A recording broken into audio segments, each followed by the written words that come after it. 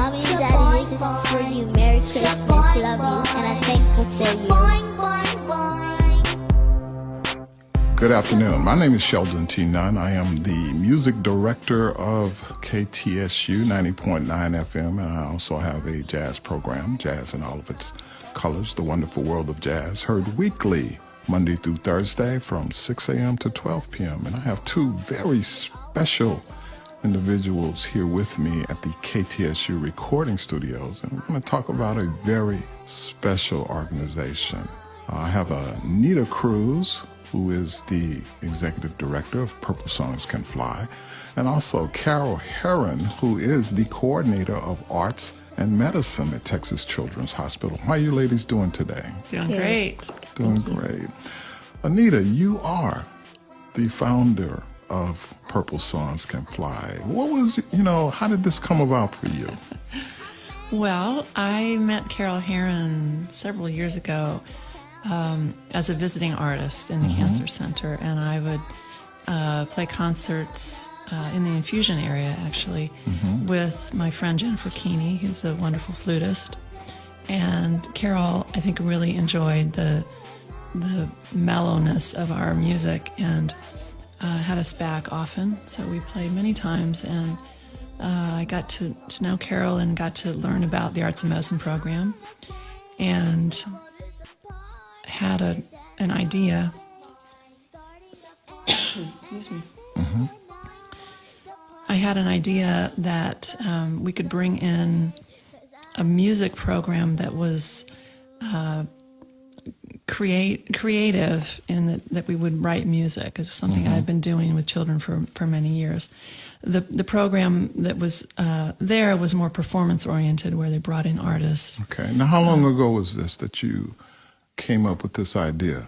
Well, I'd been doing concerts probably starting in 2003, and I had the idea in December of 2005. Okay. It was really just around Christmas time that I had the idea, and it came to me as an image, and I was sitting at my own home studio, and I saw myself with the same setup, the same studio, but in the cancer center. Okay. And when this picture came in my mind, I was like, wow, I have to talk to Carol. Yeah. So I called her, and I said, I have this idea. And I told her my idea, and she says, well, let's meet at Starbucks. So we did. And she said, I think you need to just write a simple proposal. So I did, and we presented it to Dr. Poplick, who's the head of the Cancer Center, and he asked me if I could fund it. Right. And I said yes, and that was the beginning. Now, were you just thinking immediate opportunity for this to happen, or were you looking well into the future to where it has evolved since then? Because obviously now this is a very huge program, not only for the children, but for the hospital too. One of the first things that Dr. Poplick said to me was that it had never been done before. Right. That what I was envisioning had never happened on a pediatric cancer floor, as far as he knew. And the way he thinks, he's such a visionary person. He said, I really think that if we can do this, that it would become a model. Right. So I had that in my mind, but still, I never could have envisioned all the amazing things that have happened because of this very, very simple idea. Right. It did take a year from the time I had the idea, actually more than a year, because we started with the first child. You were planting the seeds Yeah. of how you wanted the crop to look, right? Yeah. I mean, I wasn't sure how, the idea of starting a nonprofit was very daunting. I was a songwriter, and it just wasn't something that I had in my vision of myself. Right. So that took a little while to come around to that. But once that became clear, everything else came together. Right. And it took about a year, and a little over a year, and then we started with the first child in 2006.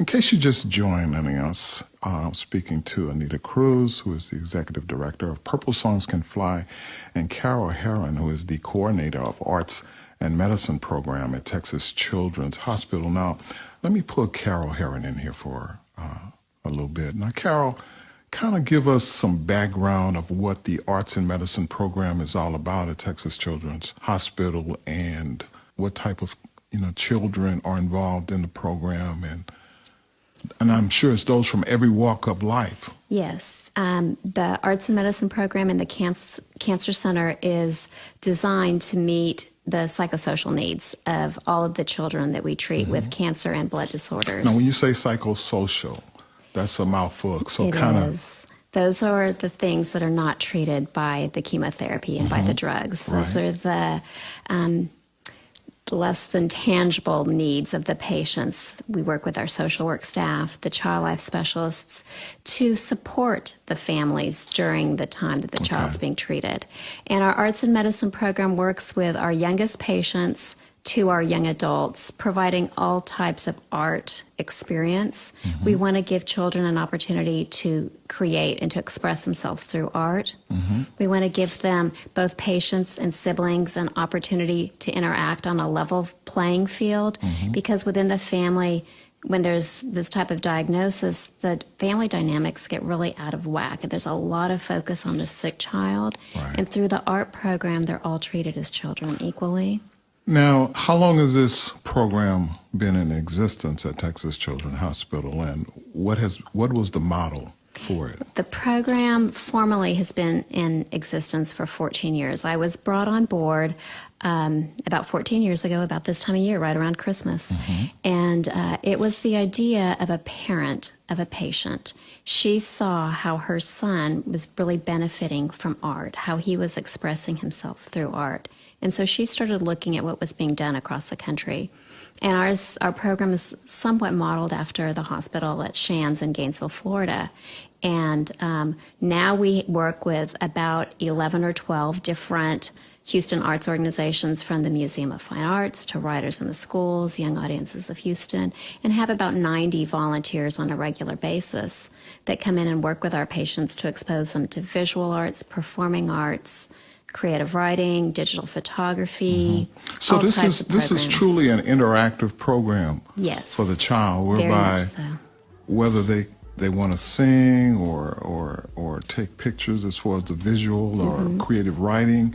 So it's all really about drawing the most from the child while they're going through an otherwise difficult and traumatic time, because obviously the therapy and treatment for some of these diseases is quite severe. Yes, and it's a way to empower them. Their lives are very much out of control and out of their hands. They're pretty much told who they can be around, what they can eat, where they can go. And in an art program, all types of art, this is one place where they're in charge. They can make decisions about what they write about, what their song sounds like, who hears it, when they share it. Right. Now, Anita, when you decided to come up with this term, Purple Songs Can Fly, why purple? Why not blue as the sky, or any other, yellow for sunshine? Why purple? One of the most beautiful colors in the spectrum, but yet the least observed. Well, for me, purple has been the color that has made me happy since I was a child. I thought I would grow out of it at some point, but I never did. And my father painted my room purple, my furniture purple. I wanted everything purple around me, and at the time, office is purple. Yeah, at the time, purple wasn't. You couldn't find purple everywhere. So now it's a much more popular color, but it really was, as long as I can remember, I've just wanted to have purple around me. It made me happy. So my studio, my home studio that this was modeled after, was purple. And so I knew that the project would be called Purple Song something. It was originally Purple Song Foundation. But then I had this idea of the flight of the spirit, or what happens when I write a song. I feel like I sort of rise above whatever it is that's going on with me, if it's a sad song. And so I had this line, "Purple songs can fly." And it really was just an idea of flight. It wasn't physically flying the songs.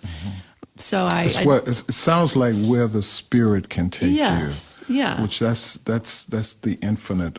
Yes. Yeah. And I really, and the feeling of writing a song, once the song is composed and is released, it does have a feeling that it takes flight because it has a life of its own. Right.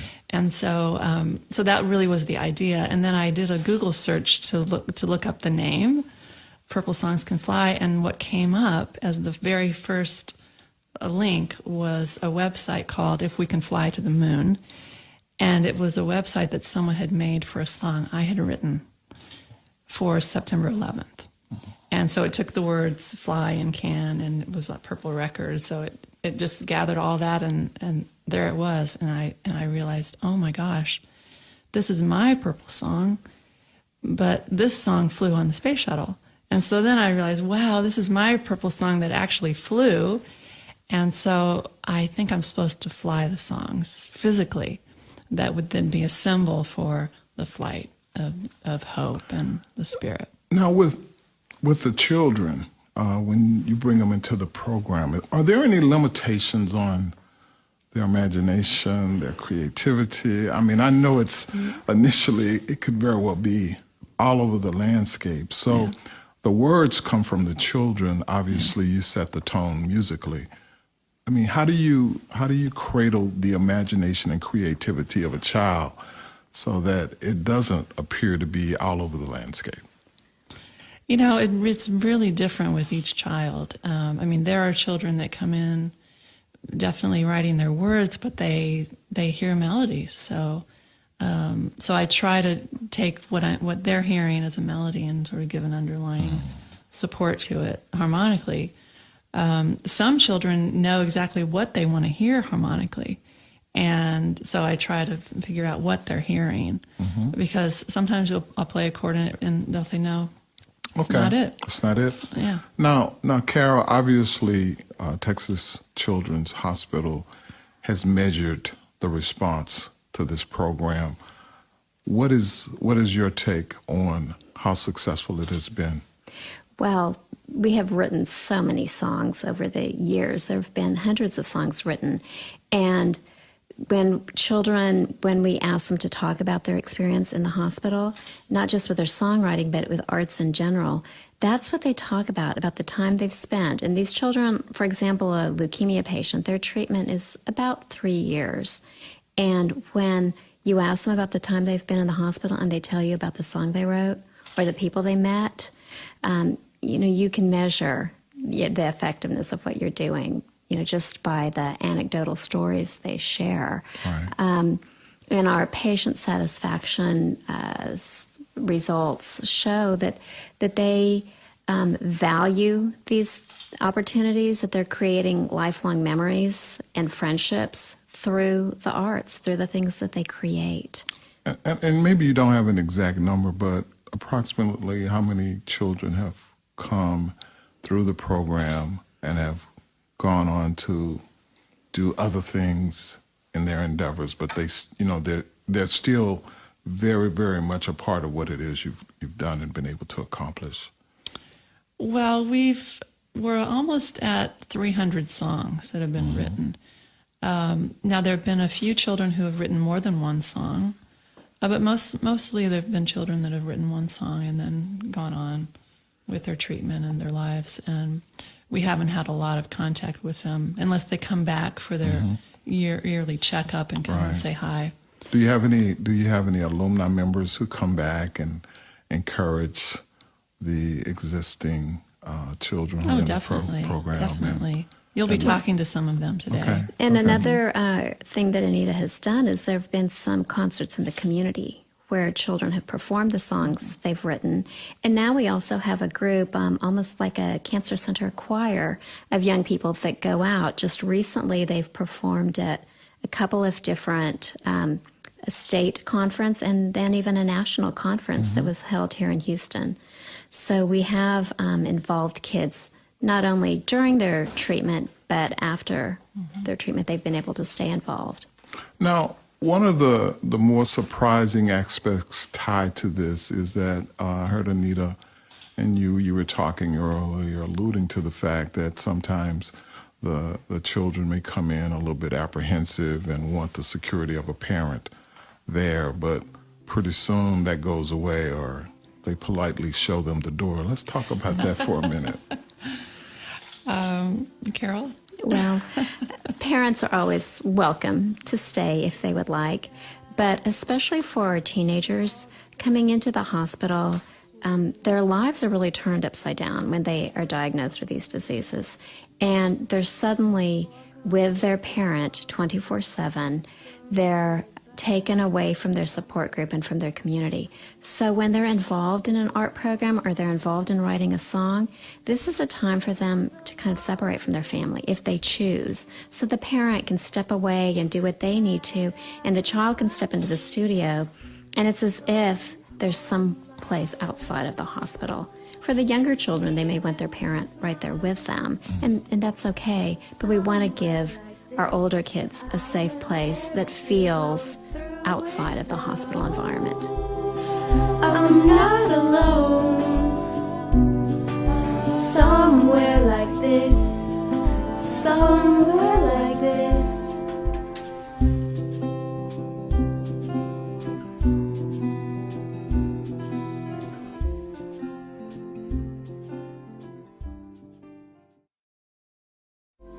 I love to see them smile. In case you're just joining us, my name is Sheldon T. Nunn. I'm the host of The Wonderful World of Jazz, heard at KTSU, and I am talking with Ms. Carol Herron, who is the coordinator of Arts and Medicine, of the Arts and Medicine program at Texas Children's Hospital, and also Anita Kruse, who is the executive director of Purple Songs Can Fly, an organization devoted to musical, for lack of a better description, therapy for children undergoing treatment at Texas Children's Hospital Cancer Center. Now, kind of allude to the other side of that, the kids' involvement is that they get to interact with one another and encourage each other in some instances, as well as comfort one another. We've had children that have written a song that might want their friend to be there with them and do it with them, if they're old enough to be there. There have been children that want their sibling to sing with them. So, yes, definitely want to support each other. And there are many songs written for best friends, for families. I would say that's probably one of the most common topics are songs of thanks for the support and friendship that parents, siblings, families, outside friends have provided. The children are volunteers in the program, correct? So any child coming to Texas Children's Hospital Cancer Center can participate in the program. How can listeners get more information in terms of how to get involved, how to volunteer maybe, or contribute something artistically? How do individuals really, let's talk about how do they get into the program first, and how can our listeners find out more information second? Well, definitely any child who's being treated in the cancer center and their siblings are welcome to come into the studio and write a song. Right. We have a website, purplesongscanfly.org, and visitors can go there and read more about the project. They can listen to some of the children's songs are on the site. They can make donations to the project. They can contact myself or Carol Herron about wanting to contribute in some way. We have two other songwriters that work with the children who you'll meet today also, Kaufman and Tricia Fox. And we have some volunteers during the summer months that help out. And there are events that we can use help with, and so people can contact us if they'd like to contribute. But mostly the best way to contribute is to donate whatever you'd like to. It's the program is funded by private donation. Okay. Now, is this a year-round program, by the way? Yes. Okay. So, is there any other criteria for participation or? Not for the children. Okay. The only criteria is that they are a patient or a sibling of a patient in the cancer center. Sure. And our hematology patients Yes. as well are included in that program. Patients, siblings of hematology patients. And families, listeners can contact me as well through the hospital to Okay. Texas Children's Cancer Is there Center. a telephone number? Yes. My direct line is 832-822-1455. One more time. 832-822-1455. And I can direct people through our volunteer services department to help find the best volunteer placement for people. I also oversee summer juniors that are not just with Purple Songs, but in our arts and medicine program. So they work with our cancer and hematology patients and all the different types of arts that we offer. Now, how much involvement are the doctors in this program? Obviously, they play a major role in the children's treatment and Our all of that. doctors are so supportive of all of our arts programs, but specifically arts and medicine, and specifically Purple Songs Can Fly. They see the difference that it makes for these children and for their families. And they realize that if all we do is treat the disease, we're doing the families a disservice, that we have to treat all of the needs of the child and the family. Now, Anita, how can they get more information about Purple Songs Can Fly? Is there a website? Yes, purplesongscanfly.org. Okay. And you can write to us. There's a guest book. There's my email address and Carol's, and you can contact us. You can donate there. Lots of pictures and lots of Carol's number is there as well. And you can listen to songs there as well. yes. Give me a break, cut me some slack, it's Senioritis. Meet me halfway, I know the drill, I'm just trying to fight it.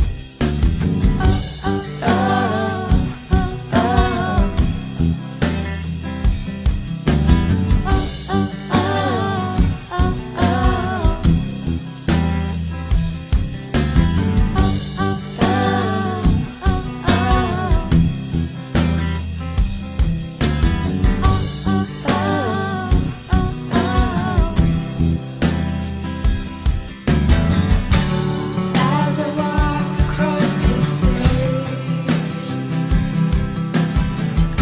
you shake my hand and say, well played, 'cause this is a game, and I'm in it to win it.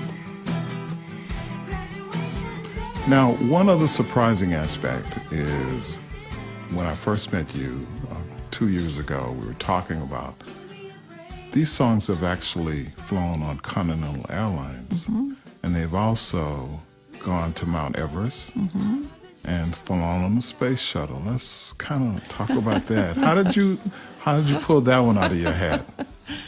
Well, when I realized that we were going to fly the songs, I wrote to the astronaut who flew my song on the space shuttle. His name was John Harrington, and he had since retired from NASA, but he was very supportive and thought that I'd be able to find someone. When the time came, I'd be able to find someone to take the songs. And it turned out that after the first year, Scott Parazynski was going to be on a mission. It ended up being his last mission, his fifth mission.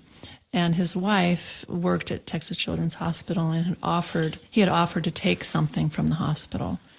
He ended up taking, I think, a T-shirt that a lot of children signed from the whole hospital. And then I proposed that he also take the compilation of all the songs from the first year, and he did. And brought them back, and he met with the children and showed a beautiful video of his mission and talked about being an astronaut, and that was great.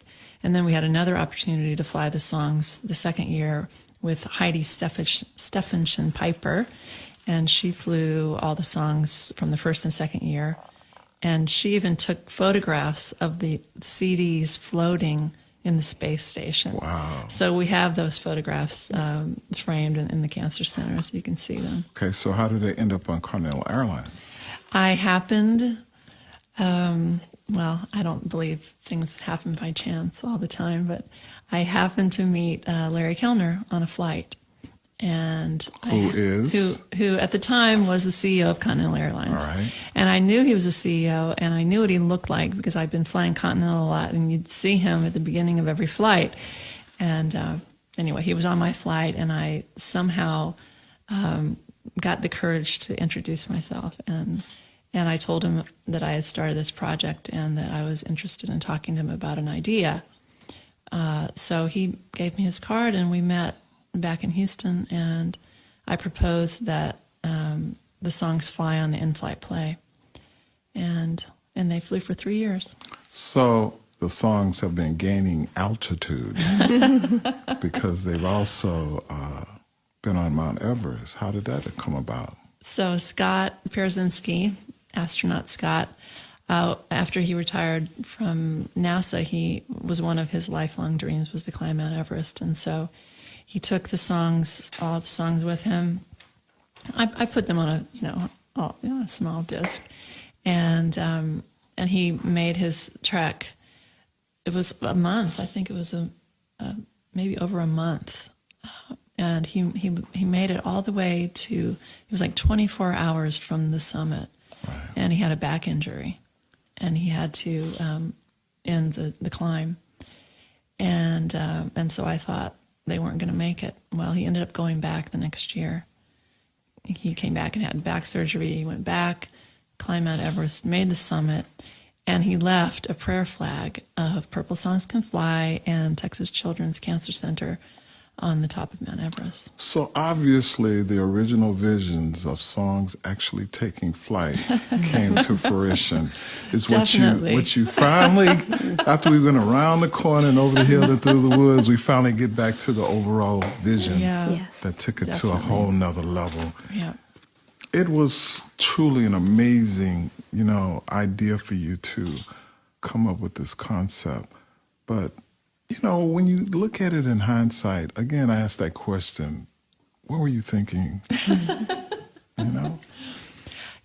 I thought it was something I knew I could do. I mean, the simple part is, for me, writing songs with children, and I knew I could do that. The other things, I couldn't have foreseen, but I did know that I could write songs with children, and that's really what the program is about. It's about the children and listening to what they have to share with the world. And these children have incredible messages to share with the world. I want to, thank both you and Carol Herron, who is the coordinator of Arts and Medicine program at Texas Children's Hospital, and you, Anita Kruse, being the executive director of Purple Songs Can Fly. And this is Christmas, and we are talking to these two individuals who have just brought a program of, I can see the love, because Carol talked about having the perfect job earlier, so obviously it's a passion for both of you. And I do believe it's very appropriate that we even hear some of these individuals who are now participating in the program. And I think our listeners would be quite amazed at some of their imagination and creativity. And listeners, you're tuned in to KTSU. We're coming to you from the KTSU recording studios on the campus of Texas Southern University. And again, I'm speaking with Anita Kruse, Executive Director of Purple Songs Can Fly, and Ms. Carol Herron, Coordinator of the Arts and Medicine program at Texas Children's Hospital. And we will come back right after we hear some of these great songs from these children. It's special, and that's medicine to get me better. And all around me got something I need, that is health. And all around me got something I need, that's hope. You got all of me, toes, hands,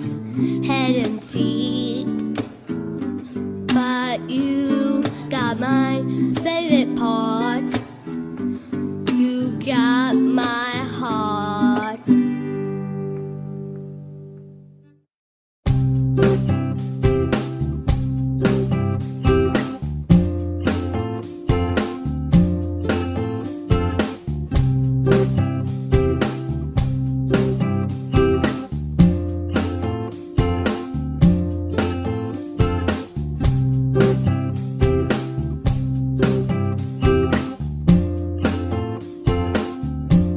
My name is Sheldon Nunn, and thank you for joining us this Christmas Day, 2011. I'm wishing each and every one of you a Merry Christmas. And we're taking the opportunity here at KTSU to talk to some individuals and just do some reflective conversations about what's going on in and around the city of Houston. And one of the organizations that KTSU has partnered with is an organization known as Purple Songs Can Fly. And this is a part of the Arts and Medicine program at Texas Children's Hospital Cancer Center. And this organization basically allows patients who are going through therapy and treatment at Texas Children's Hospital to create the opportunity to display their feelings through song and music, and it is a very effective program. It's been around quite a while. And Miss Carol Herron is the coordinator of the Arts and Medicine program at Texas Children's Hospital, and Anita Kruse is the executive director of Purple Songs Can Fly. Now, we're talking to a number of the individuals who are creatively involved with the program, as well as the artists who help set the tone for the songs these children write musically. And one of the individuals is Ms. Morgan Freejay. She is the sister of a sibling who is going through treatment at Texas Children's Hospital, and also Ms. Tricia Fox, who is the artist helping Morgan through her songwriting process. How are you guys doing today? Good. Good. Glad to have you. Thank you for coming to KTSU and allowing us the opportunity to talk about some of the wonderful work that you are doing to help many of the children going through treatment there to overcome the illness and help them be as vibrant and energetic as they can be. Now, Morgan, you have been involved with the program how long? For about a year now. About a year. And how did your involvement come about? Well, in September of 2009, my brother was diagnosed with acute lymphoblastic leukemia.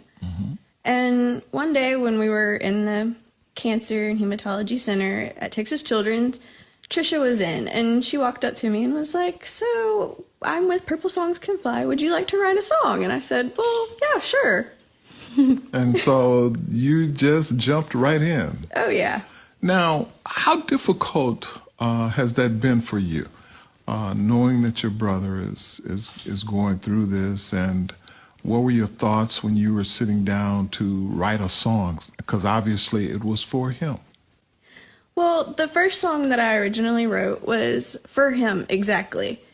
And, you know, I just thought about all the feelings that I had for him and how I would feel if he was ever gone or anything in particular like that. And, you know, I just wanted to let him know in some way that's how I feel about him. Yeah. Now, did you have a title in mind, or did the words just kind of flow? It was just an absolute flow. We had to turn on the microphone, and Tricia was playing guitar, and it was just like that. Now, how old are you? I'm 16. Now, did you have any type of musical involvement before you set this? Did you have visions of being a musician, a vocalist? What were your thoughts? Well, when I was really little, I used to sing karaoke with my family a lot, and you know, I was so interested in music, and that's what I really wanted to do, was be interested in music and have just that involvement with other people. And, you know, it was just The rest is history. Yeah, the rest of it's just history. Now, when you wrote this song, how long did it take you to just really come up with something that really fit what it was you were trying to tell your brother?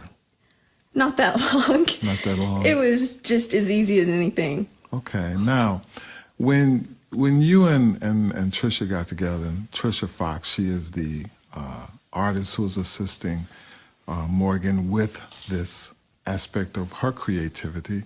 Now, what were your thought processes, and how long, Tricia, have you been involved with Purple Songs Can Fly, and what was your motivation? Well, I've been involved for about 2 years, I want to say now. And when I wrote with Morgan, it was very funny. You know, there's certain days in the clinic where there are tons of kids and certain days where there really aren't that many kids. And on this particular day, I think I asked maybe 3 or 4 kids, and they were all, you know, some of them weren't feeling very well. Some of them had to go back for appointments. And so it was kind of like I saw Morgan and I walked up and I was like, would you like to write a song? And she was, I think that you said that you were shy. You were like, yeah, but I'm kind of shy. And I was like, that's okay, let's go.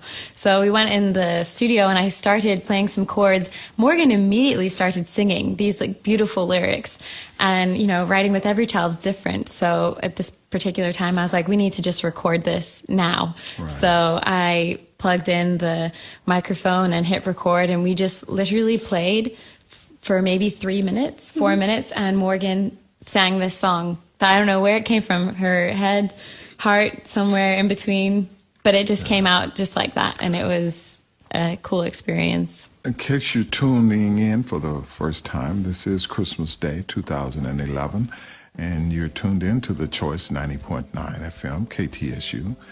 I am Sheldon T. Nunn, the music director here at 90.9 The Choice, and I'm speaking with Miss Tricia Fox, who is the artist in residence with Purple Songs Can Fly, and Ms.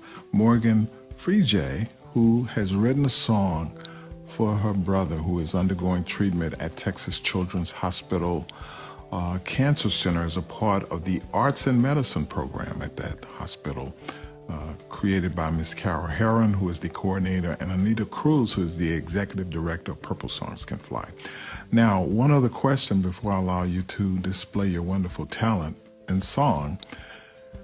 What has this done for you individually to be involved with this, Morgan? It's been an outlet, and you know, I never really, when it first happened, I never really thought about, well, what's gonna happen next, or what am I gonna do now, like, because it never really dawned on me that this is happening. It was later on when I was like, you know, this is our everyday thing now. I'm gonna have to help my mom do everything. And was it like an out-of-body experience for you? It was yeah. like you were watching events unfold. Yeah. Yeah. And singing this song, it brings about, obviously, a degree of joy. Yes. I can tell. Truly an amazing young lady to come up with this specifically for your brother to really and truly express how it is you really feel and get the opportunity to interact with others who are basically going through, and I'm sure that has been a great help for you. Yeah. We want to thank you, and we're going to let you sing for us also, you and Tricia. Now, Tricia, tell us what kind of feedback do you get from this, and what kind of thought processes help you go about this? Wow, it's a big question. It's different every day, which is wonderful. And you kind of have to go in there with no expectations when you first meet a child, because some kids have some musical experience, other kids don't, but they have vision. And, you know, it's different every day. And the words of wisdom that come from kids just unexpectedly, they just say these things about life. And I'm a singer-songwriter as well, so when I hear them say these things, I'm like, man, you guys have good lyrics. And so, you know, it's exciting. And right. I can see it, the enthusiasm in your face as well as your voice, that you're drawing this out of them. Now, how responsive are the children from start to finish? And as you begin the process, it's almost like planting that seed of creativity and watching it grow and come to fruition. Yeah, it's Like I said, it's different every time. So we'll kind of start with, what do you have an idea of what you would like to write a song about, and go from there. And sometimes kids do, and sometimes they don't. And then we just brainstorm, well, you could write a song about your favorite thing to eat for lunch. You could write a song about your favorite person in the world, about a dream that you've had, about what you want to be when you grow up. And then kids really start to feel like, okay, I know what I want to write a song about, and just go from there. Okay. Now, Morgan, what is the title of your song? The one that I'm going to sing today is Open Arms. Open Arms? Yes. And what does your brother think about his sister, the songwriter? Oh, he will brag about me like there's no tomorrow. All right. Okay. So your guys kind of like each other now, huh? Oh, yeah. Yeah, it sounds like. Well, I want to thank you and Tricia for joining us here at KTSU 90.9 The Choice and talking about the overall impact of Purple Songs Can Fly and the impression that it has left on both of you. I want to thank you very much. Yeah, thank you for having us.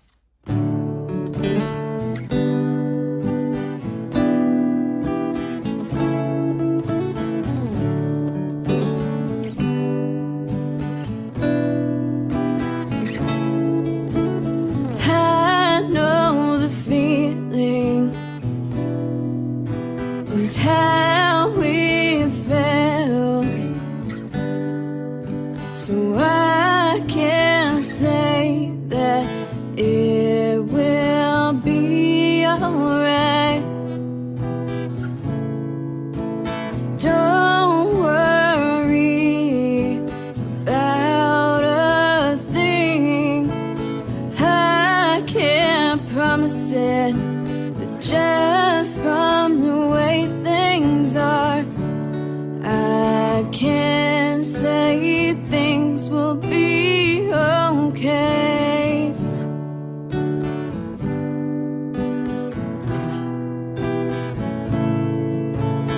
Just let me say that this feeling will go away. Yes, it will.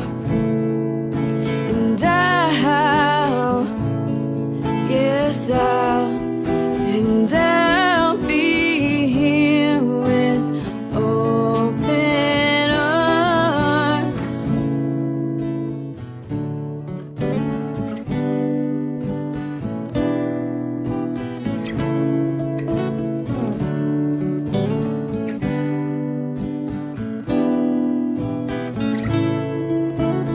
You may think that there's no hope, and you may think that you can't get up, but let me tell you, there's no need to worry, 'cause you're not alone. Just let me say that this feeling will go away. Yes, it will.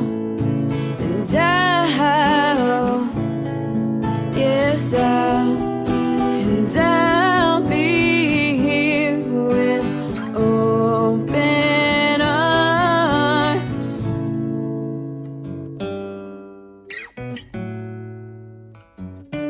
Yes, it will be okay.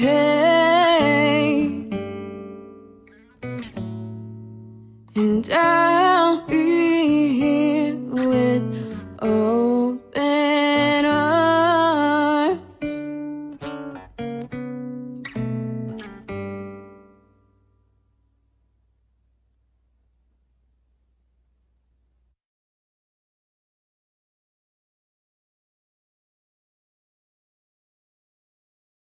Good afternoon, Choice listeners. This is Christmas Day, and we thought we would take the opportunity to do some reflection and some conversations with individuals involved with an organization called Purple Songs Can Fly, which is a part of the Arts and Medicine program at Texas Children's Hospital. And it involves a number of children who are currently undergoing treatment and therapy at the Cancer Center at the hospital. And the proponents of the program, of course, is Anita Kruse, who's the executive director of Purple Songs Can Fly, and Ms. Carol Herron, who is the coordinator of Arts and Medicine program at Texas Children's Hospital. Going another further with the interview, and we're going to talk with some of the children involved with the program, and it's basically an outlet for children who are undergoing treatment and therapy at the hospital that will allow them to expose their creativity, their imagination through artistic impressionism, the visual arts, and singing. And Anita Kruse's program is basically allowing children to write songs that they create themselves, and then she gets the opportunity to set these songs to music. And she has a number of individuals who are involved in the program as well. And one of them is Herron, last name? Kaufman. Herron Kaufman. And he has one of his participants in the program is Emily Freeman. How are you guys doing today? Doing great. Great. Yeah. Great. Wow. How do you like the change in the weather we're having? It's raining outside. Well, it's a lot cooler. I'm loving it. Yes, indeed. Now, Emily, how long have you been involved in Purple Songs Can Fly? About 2 years now. About 2 years. And in that 2 years that you've been involved, obviously your thought processes have just blossomed with the song that you've written. And you and Aaron have collaborated together to come up with a song that you specifically wrote, and he put the music together. Now, what are you going to Texas Children's Hospital for? I was diagnosed with a brain tumor in 2009. Yes. And one day I was waiting in the lobby, and Aaron was coming around with a guitar and asked if I wanted to write a song, and I was just like, well, that's perfect. I'm waiting to be, treated, and it's like, it was perfect. Now, you're 16, correct? Yes. Now, as most teenagers go these days, you have thoughts and ideas about what it is that you want to do with the rest of your life. Now, was singing and songwriting a part of that, or you just gravitated in that direction? Partially. I've never really had a chance to do something like this before, obviously, but I was interested in singing. Did you play an instrument? I didn't, no. Okay, so all of this was like, instead of sticking your toe in, you just jumped in, right? Right. Okay. Now, Aaron, how did your involvement with Purple Songs Can Fly evolve? The summer before my senior year of college, I knew I needed to have like an internship that was meaningful and, something that would ideally have like some aspect of what I wanted to do in my future. And my mom actually found a New York Times article that was written about Anita and Carol and Purple Songs. And I read it and I was like, this sounds amazing. Like I would love, I've always loved working with kids, and this is music and working with kids. Like this would be great.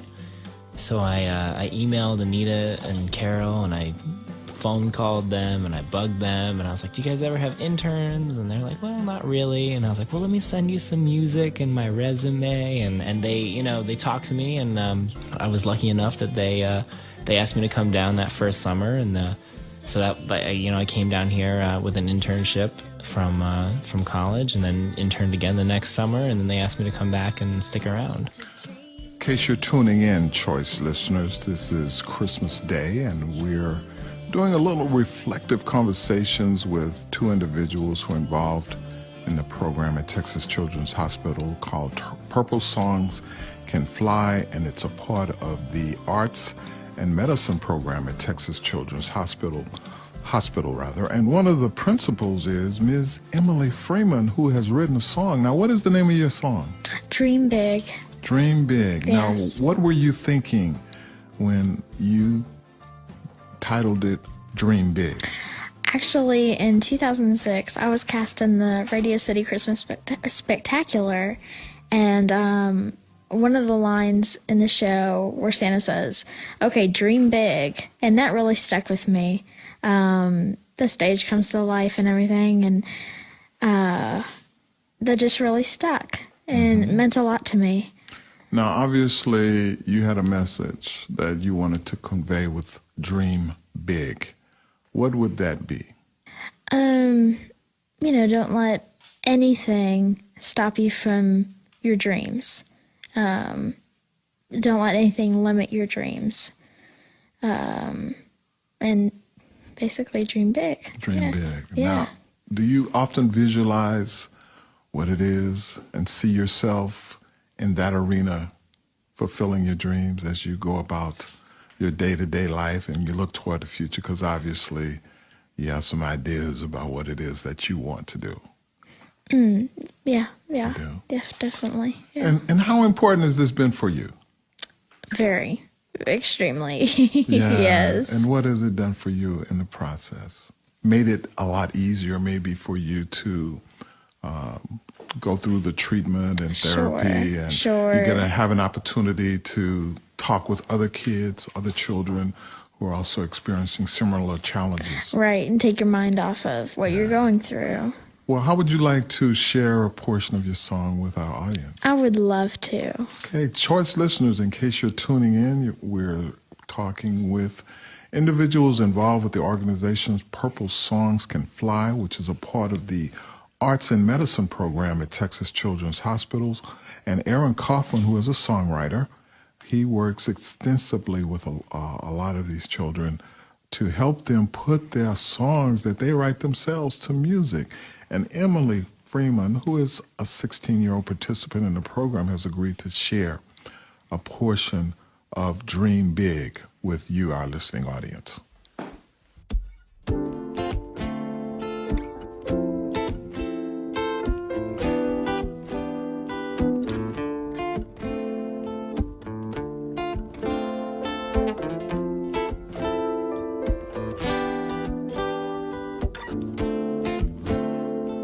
Look at all I've been through. Look at all I've missed. But even though it was hard, I know the right path was the one followed. Cut off so abruptly and being away from friends. But it's made me stronger, opened up my eyes to see that change is good enough for me. And now I realize that you can dream big. The curtains up, the stage is set, we've come to life, and now it's time to dream big, to dream big.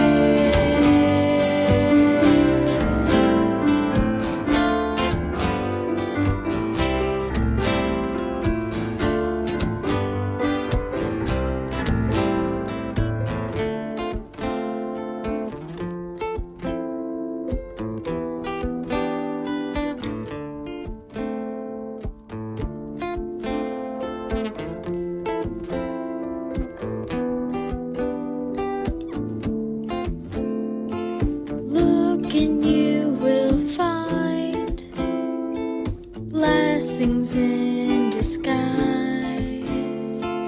and with God on my side, there's nothing that I can't fight.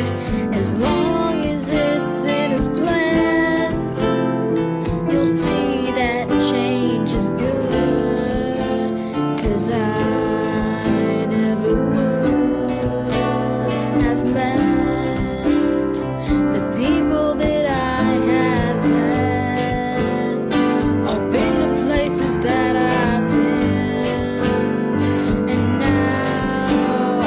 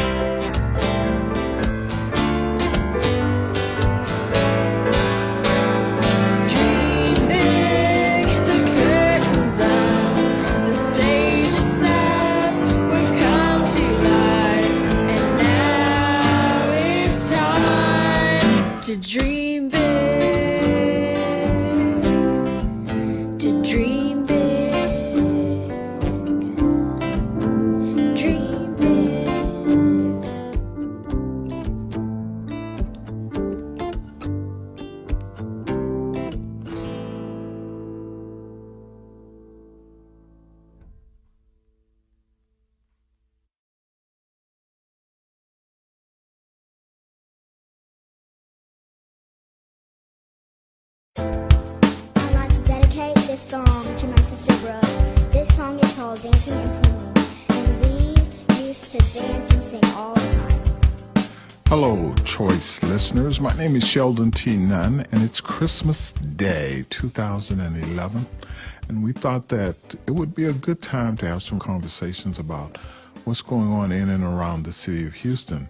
And one of our partners, Purple Songs Can Fly, who works with the Texas Children Cancer and Hematology Center that's located in the medical center with children who are going through treatment there for cancer and blood disorders. How are you guys doing today? I'm speaking with Anita Kruse and Mr. Zachary Tarlin. How are you guys doing? Great, Doing thank you. great. Great. Now, this is a very auspicious program, to say the least, and it's seemingly filled with a lot of varying emotions and adjectives that basically convey all kinds of positive things. Anita, kind of tell us a little bit about this some more, because we've talked about it, but obviously you've had time to reflect and think a little bit more about what this is actually doing. Yes, I would say that the adjective that comes to mind most for me from the beginning has been joy and joyful. It's been, for the most part, incredibly joyful to work with the children, to hear what they have to share, and then to share their songs with the world. I couldn't have imagined the places the songs have gone, and the people that we've all met connected to this project. But I would say joy. Now, the children who compose these songs, and you obviously and your other artists who help you do what it is you do, the children write these songs themselves through their own imagination and creativity. So obviously nothing is really too silly as long as it's the child is writing it, right? That's true. Zachary Tavlin here came into the clinic and wanted to write a song, which was the first song he wrote. He's written several songs since, but the first song that he wanted to write was all about his pet fish. Wow. And he had the names of the fish, and he at that time was thinking he wanted to be a marine biologist. And so the name of the song was "That's Why I Don't Eat Fish." Wow. And it's just, it was a really fun and upbeat, happy song, but serious topic. But the tone of the song was actually pretty happy and upbeat. And then I met someone who had a connection to Roger Payne, who had recorded whale songs, humpback whale songs many years ago. And I was able to get in touch with him, and he sent me the whale songs, and I had this idea to mix them with Zachary's song. Right. And when we mixed the song with the whale songs, it totally changed the feeling of the song. And it ended up being a very contemplative song about, eating fish. And went from there. Yeah. And so we ended up, as things have happened with this project, that song and other Purple songs ended up going on a NOAA mission down to a research center. NOAA meaning National Oceanic and we got it. It's the ocean people. Yes. It's the other end of things. And so Zachary got to hear his song mixed with the whale songs played at the bottom of the ocean. Yeah. And the kids got to talk to the researchers. And the connection was that astronauts train down there in the weightless environment. So that's how it all happened. But when you're talking about songs in different contexts, that was a perfect example of hearing a song differently. Yeah. Now we have Zachary Tavlin in the studio with us as well. In case you're just tuning in, just joining us, you're tuned in to member-supported KTSU 90.9 FM Christmas Day 2011. And we're talking with Ms. Anita Kruse, who's the Executive Director of Purple Songs Can Fly, that allows students undergoing treatment at Texas Children Cancer and Hematology Center, located in the medical center. They're going through treatment, and as a part of that treatment and therapy, they kind of take their minds off of what's going on with them as they are treated for their illnesses. The opportunity to express themselves through songs that they write individually, and then Anita sets them to music. Now, Zachary is one of those individuals. He's 16 years old, and you've been involved with the program how long? Since about 11 or 12, it's about 4 or 5 years. About 11 or 12. Okay. Now, what has this program done for you individually? Because your illness is... I have ITP, which is basically an autoimmune form of hemophilia. So my white blood cells are as distracted and confused as I am and like to eat my platelets. Okay. That's a mouthful, but to say the least. Now, can you kind of give me some idea of what, when you first found out that you were suffering from this, how did you feel? I was terrified. I was 11 or 12. First time being in a big hospital like that I could remember at the time, and I was really scared. I came back from a summer camp. I just had bruises everywhere, and I didn't know what was wrong. And I go and they say I have something. They didn't know what it was at the time. My diagnosis is a diagnosis of exclusion, which means that they've tested for everything. They haven't found anything. So if you don't have anything else, you have this. Okay. So I didn't even know what I had, and I was sick. So I was really scared.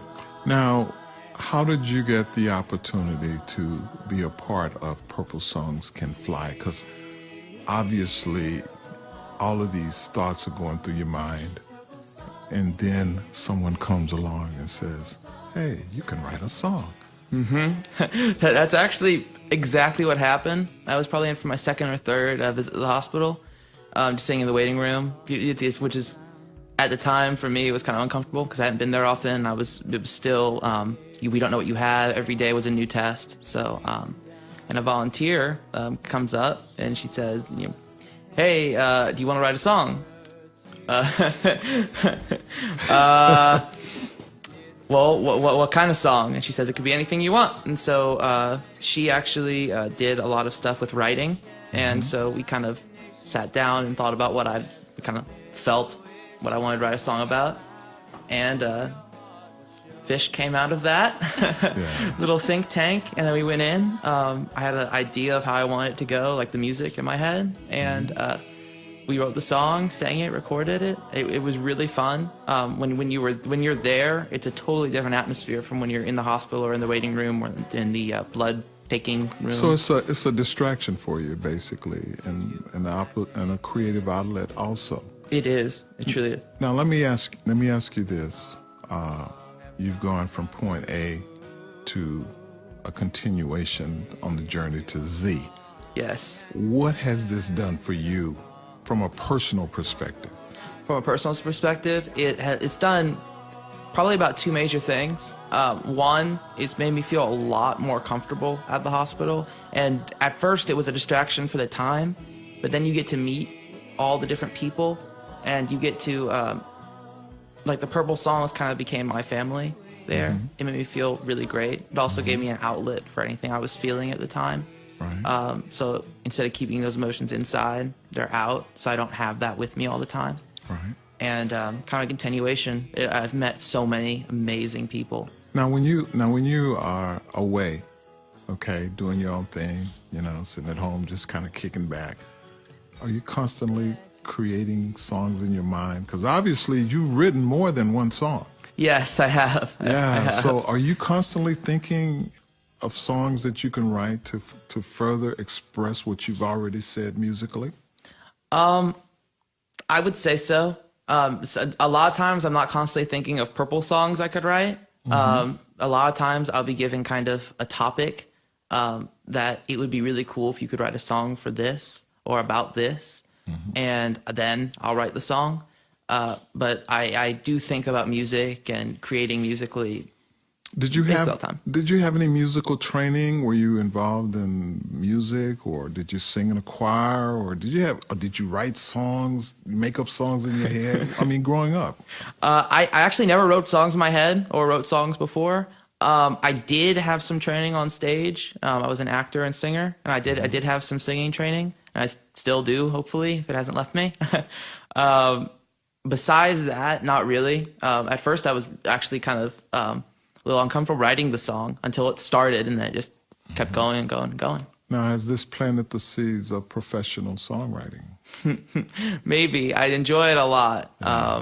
You know, I enjoy history too, though, so I don't know really what I'm going to do yet, but I have a few years to figure that out. Okay, yes, you do. Now, you've written a song that you're going to sing for us today. What is that?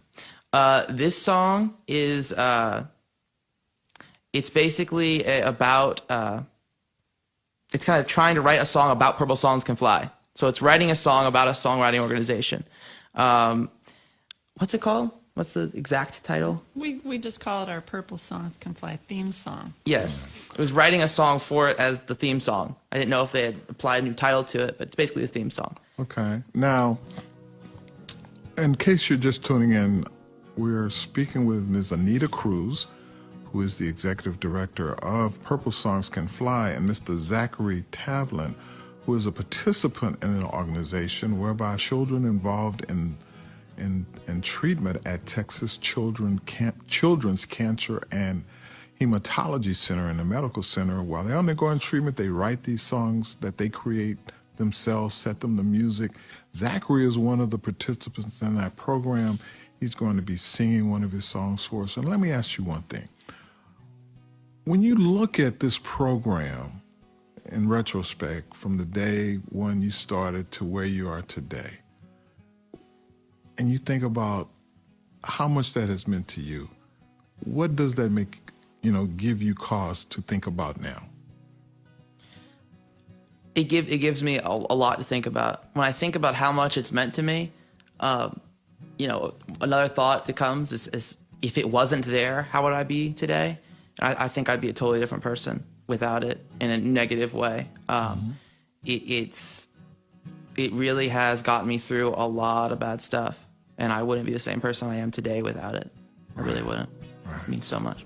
I want to thank you for that. And we were talking earlier about something else you wanted me to allude to, and I said I'm going to let you talk about that.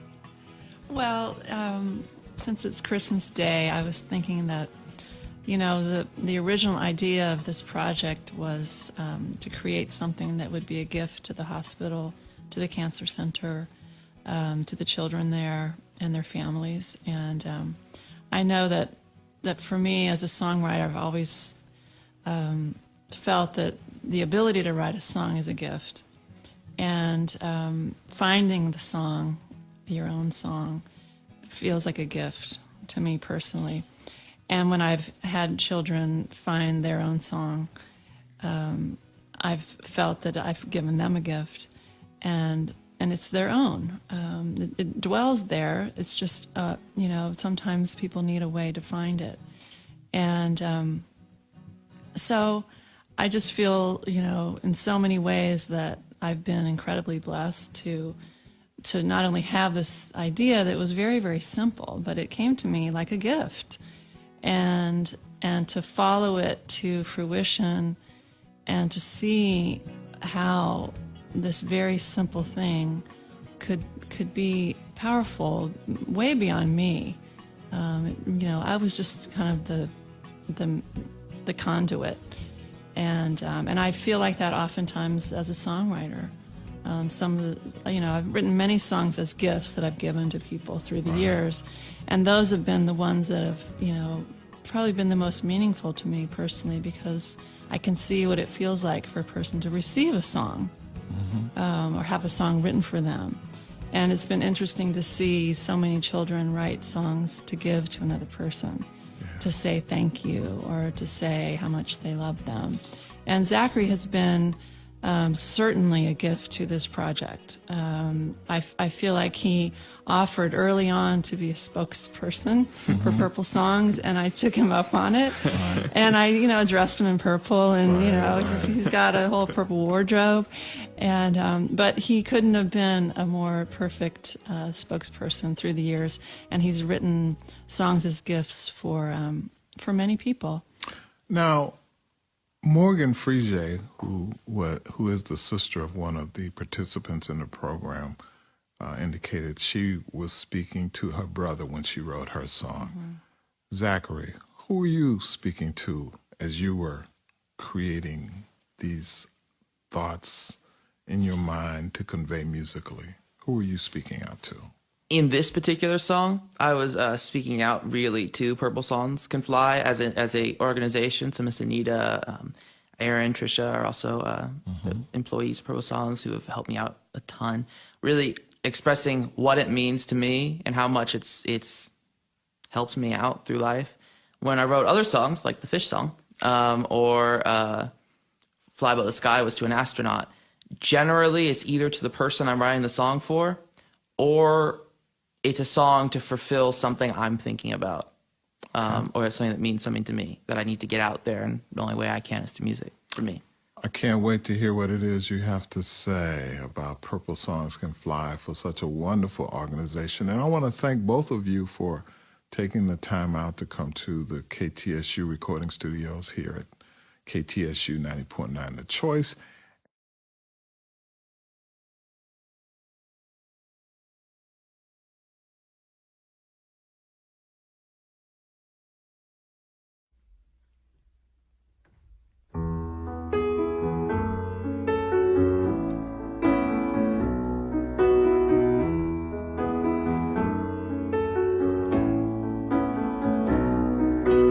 There comes a time in some children's lives when what they need is a purple dream to take them away to far off places and magical spaces of kings and queens, of hopes and dreams, a place to sit, words to share, imagination to take them there. Just make a wish and sing it loud. You know your heart will show you how. Fly high above. Feel the love. Purple songs can give you wings. Purple songs can set you free.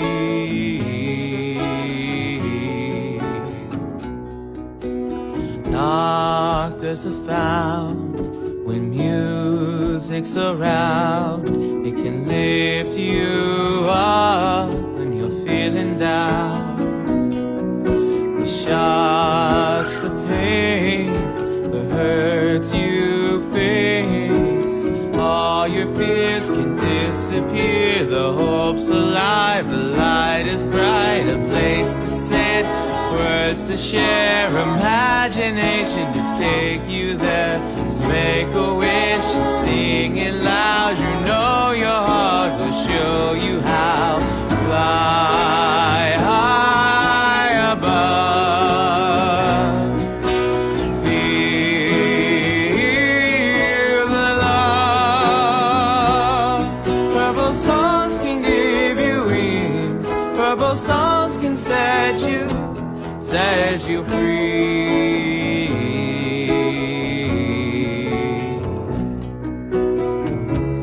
Could you imagine it? Could it be true?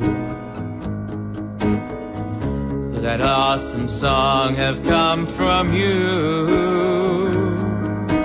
Take your song and send it along across the horizon to space and beyond. It's all yours. Fly high above. Feel the love. Purple songs can give you wings. Purple songs can set you free.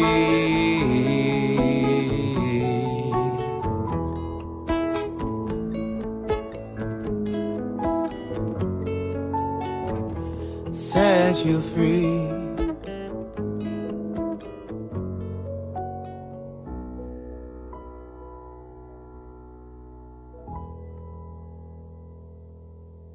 If you're just tuning in, Choice listeners, we've been talking with Anita Kruse and Zachary Tablin, who are a part of the Purple Songs Can Fly organization, Zachary being a participant Anita being the executive director, and you have been tuned into all of this wonderful talent, and there's a lot more to come now.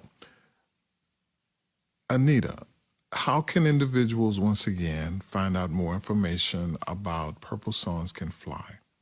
Yes, we have a website at purplesongscanfly.org, and you can go on the website and listen to the children's songs there. You can write to us. There's a guest book. There are emails that you can send to myself or Carol Herron. Make donations online. Read about the project. There are lots of photographs of times in the studio and smiling children. Okay. And yeah. All right. Well, I want to thank you, Anita, for even allowing KTSU to partner with this wonderful organization. We've since meeting you 2 years ago, I know I've derived a great deal of solace and inspiration just from what it is that you're doing and the passion that you exude and all of the individuals involved in the program exude.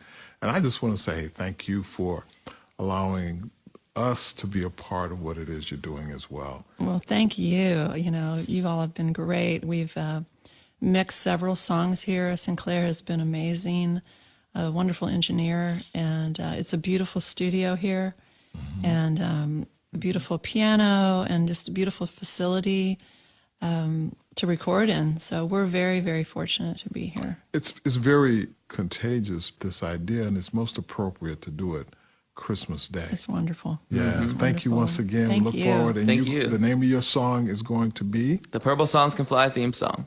Thank you, Zachary. Do appreciate you. We're going to be here forever and a day supporting what it is you do. Thank you.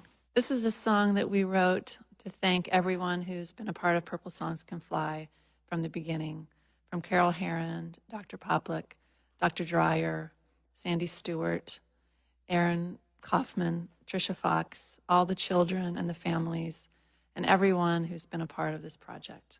Thank you. Since I was a little girl, my mother always said, thank the people in your life, write a note that can be read. Take the time it takes, my child, it's important, don't forget.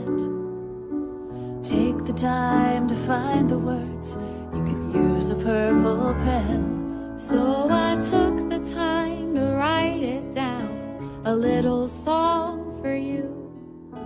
To everyone who's helped us grow, We leave you with these thank you notes.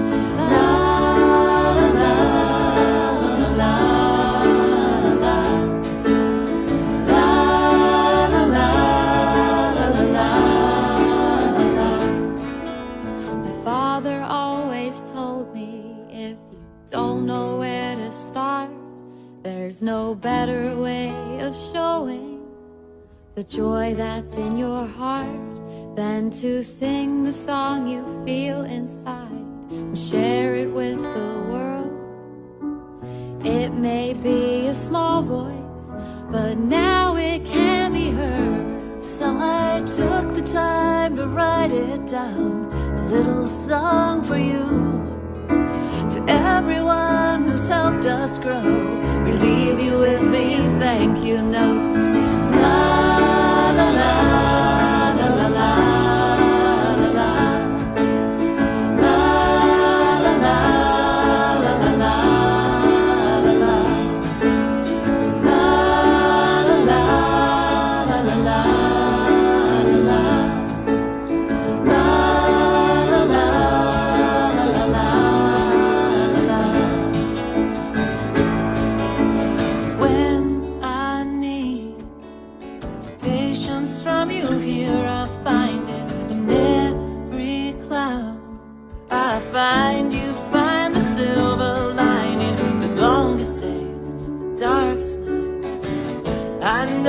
You're beside me and I see you now. Can you hear me now? Cause I